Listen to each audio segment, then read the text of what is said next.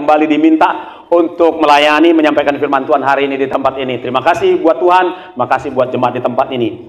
Baiklah Bapak Ibu Saudara, mari pastikan saudara fokus ya, fokus kepada firman Tuhan.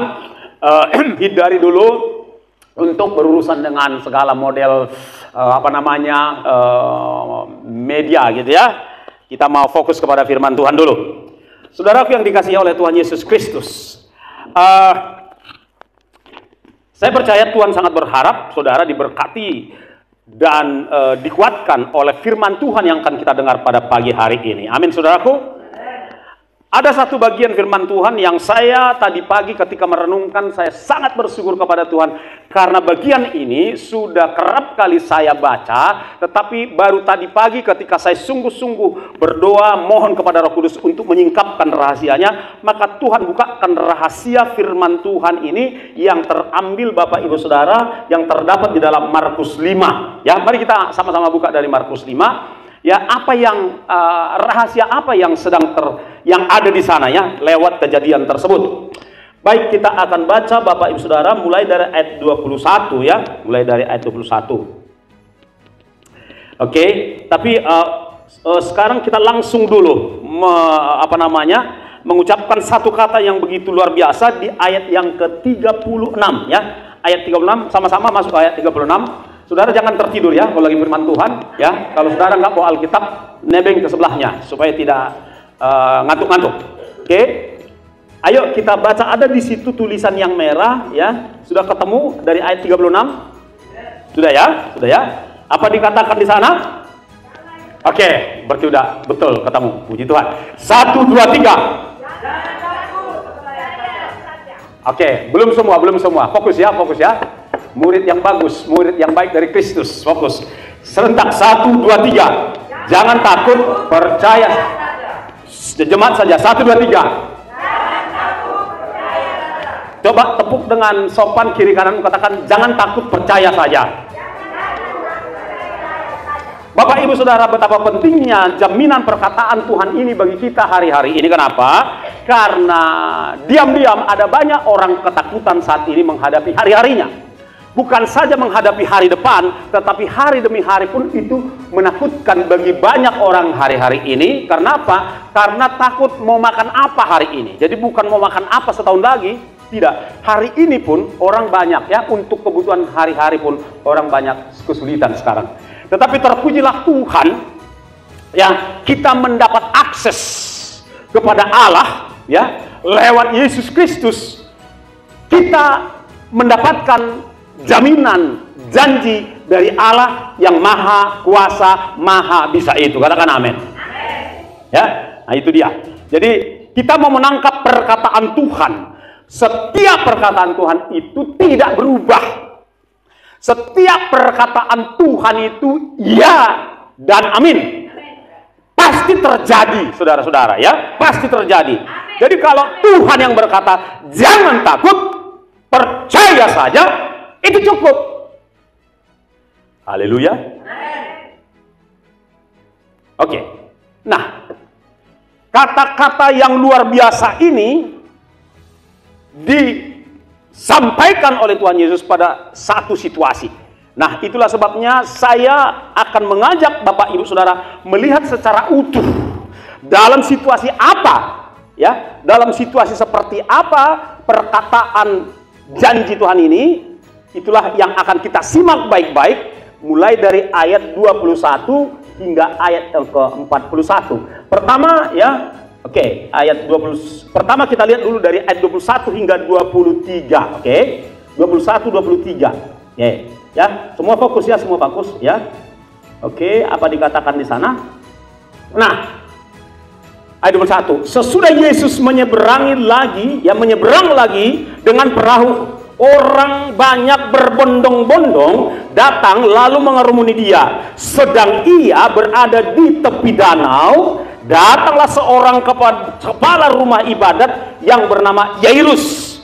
Ketika ia melihat Yesus, tersungkurlah ia di depan kakinya dan memohon dengan sangat kepadanya, "Anakku perempuan sedang sakit, hampir mati. Datanglah kiranya dan letakkanlah tanganmu atasnya supaya ia selamat dan tetap hidup."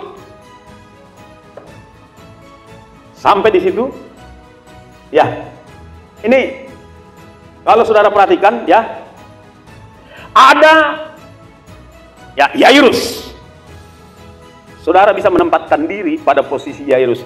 Yairus itu berada pada keadaan yang sangat genting. Anaknya udah mau lewat. Dan dia datang ke tempat di mana Yesus sedang berada. Kita nggak tahu berapa jauh jaraknya rumah Yairus ke tepi danau tersebut. Tetapi dia berusaha karena udah anak yang disayanginya. Tondi-tondiku dalam jantung, di bagasan pusu-pusu ni si Yairus. Soto mate ho beruku. Datang dia kepada Tuhan Yesus. Saya percaya saudara, nafasnya tersengal-sengal, jantungnya berdebar-debar, kerongkongannya kering. Waduh, nang sangat aduh. Pemelun ni Tuhan Yesus berukon.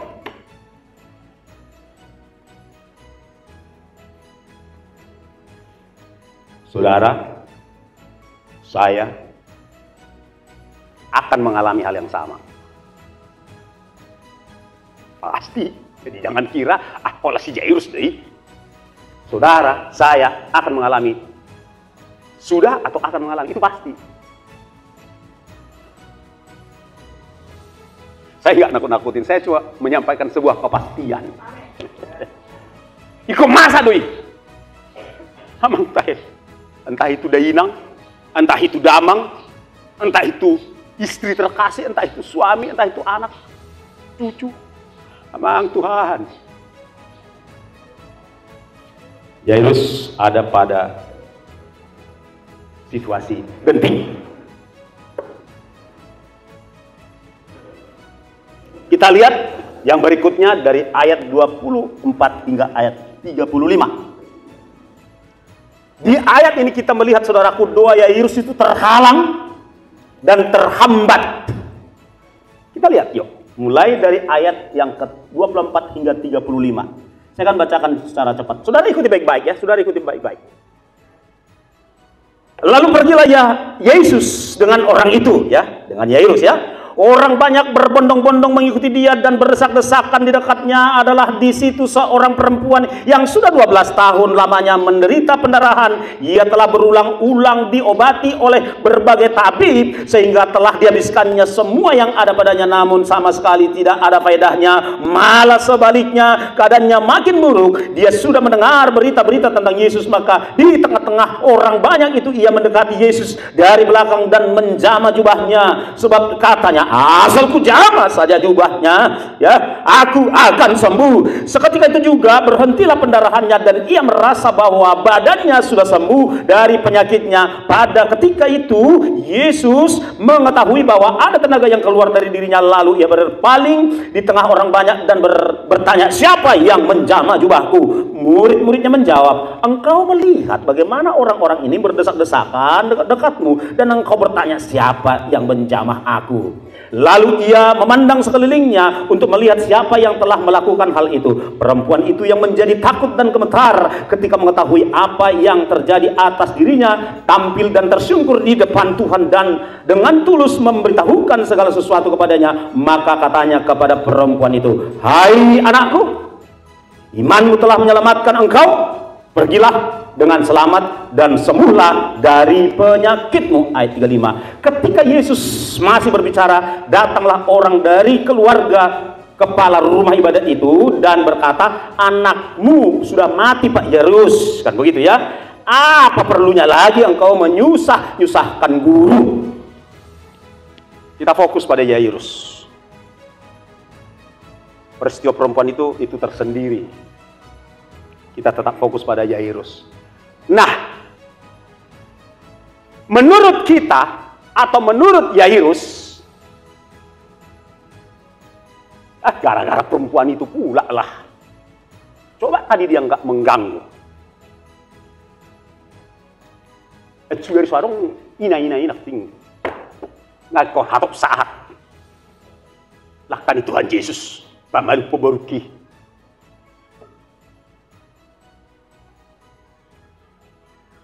Kalau bukan gara-gara A, kalau bukan gara-gara B, kalau bukan gara-gara C, kalau bukan ini itu, penyakitku sudah sembuh, urusanku sudah beres, masalah kami sudah tuntas.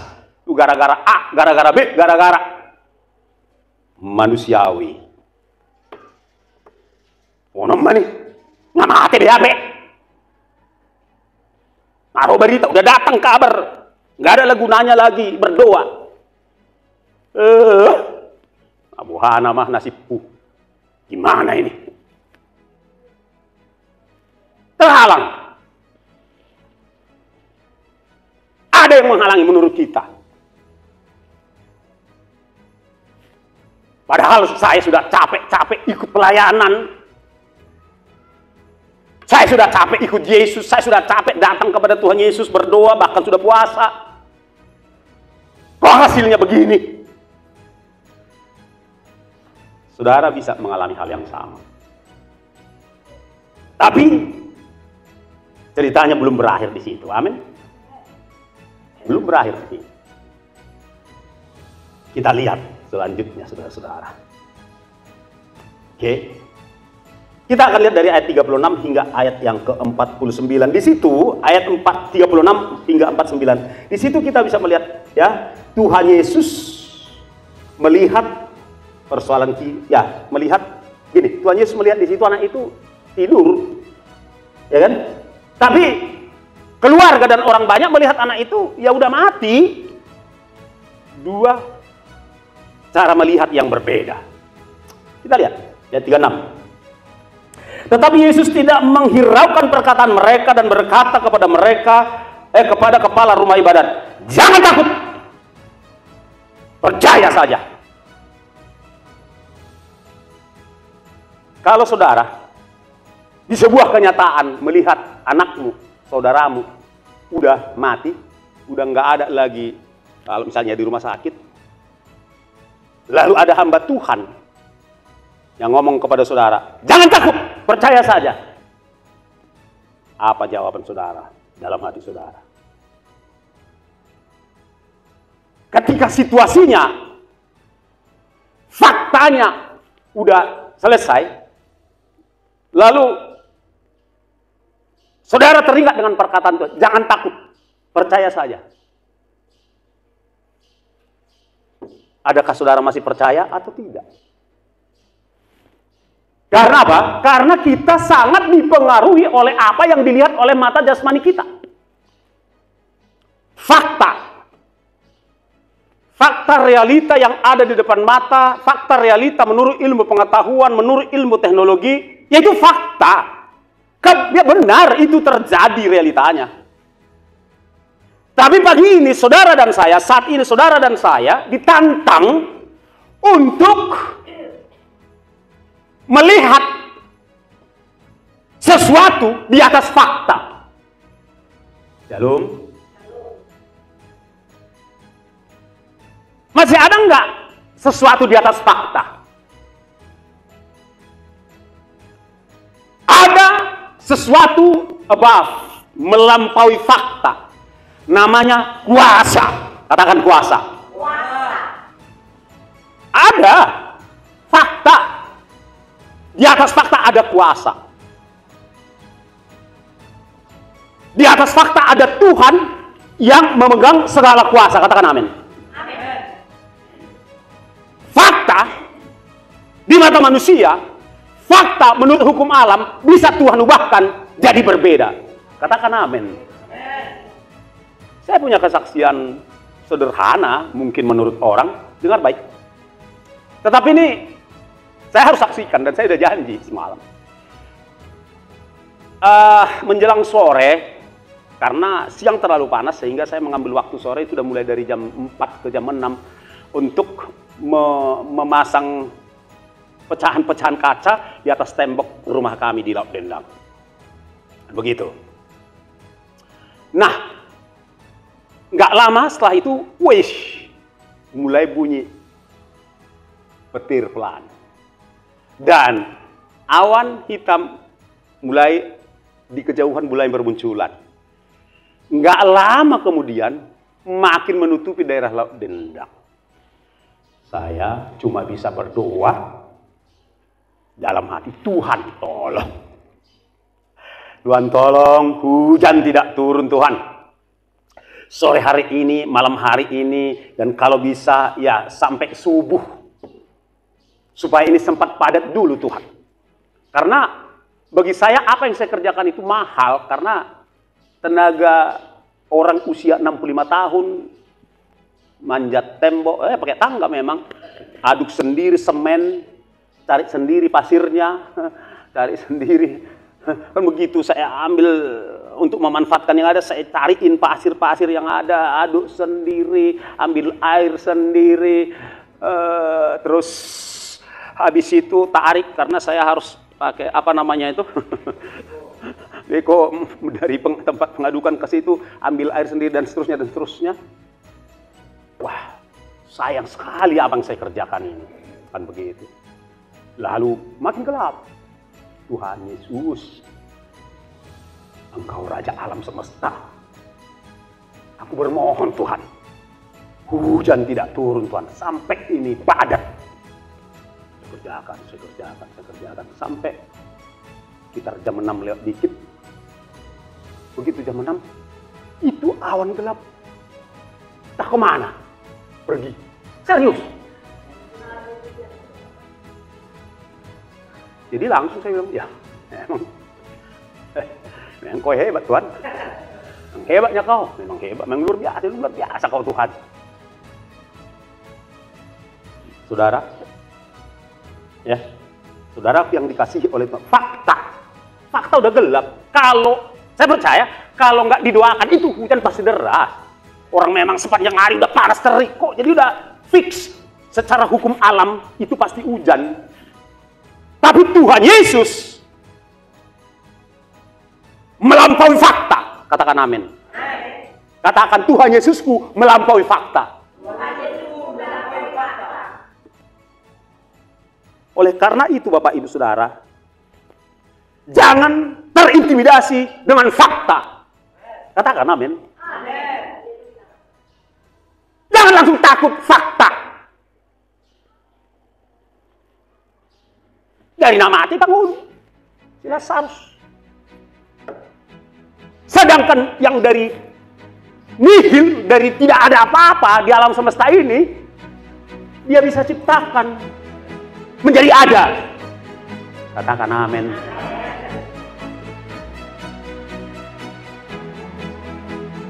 Fakta, orang melihat fakta saya nggak bisa salahkan.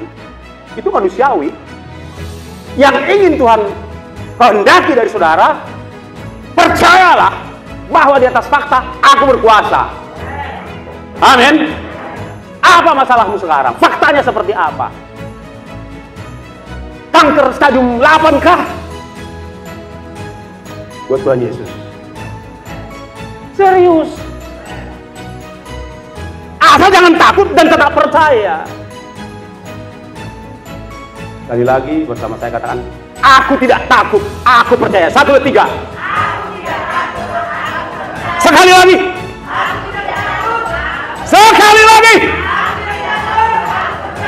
Tepuk tangan bagi Tuhan.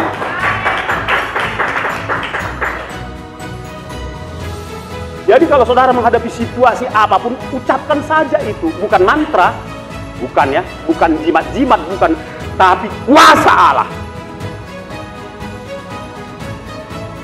Apa maksudnya? Aku tidak takut, aku percaya.